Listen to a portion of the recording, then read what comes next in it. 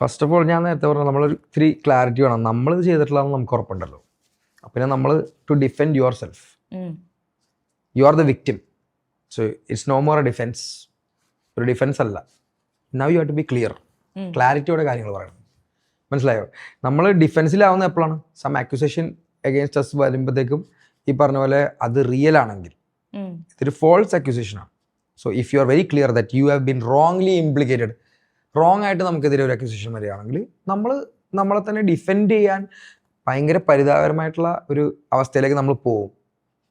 Okay, ബുദ്ധിമുട്ടായിരിക്കും. പക്ഷെ നമ്മൾ മെൻ്റലി ഫോക്കസ്ഡ് ആയിട്ട് ഇരുന്ന് കഴിഞ്ഞാൽ, ഇപ്പം എനിക്ക് കുറച്ച് ക്ലാരിറ്റി ഉണ്ട്, ഇത് ഞാൻ ചെയ്തിട്ടില്ല, ഇതെങ്ങനെ ഡിഫെൻഡ് ചെയ്യണമെന്ന് എനിക്കറിയാം. വക്കീലാണ് എന്നെ പഠിപ്പിച്ചു തരേണ്ട ആവശ്യമില്ല, അറിയാലോ. അപ്പോൾ ഫസ്റ്റ് ഓഫ് ഓൾ ഈ പറഞ്ഞ പോലെ അന്നൊരു സംഭവം ഉണ്ടായിരുന്നപ്പോൾ ഇത്രയും ക്യാമറകളുടെ ഇതിലാണ് നടന്നത്. പിന്നെ ഒരു ഫോൾസ് അക്യൂസേഷൻ ആണെന്നുള്ളത് തെളിയിക്കാൻ പറ്റുമല്ലോ, അത് തെളിയിക്കുകയും ചെയ്തു.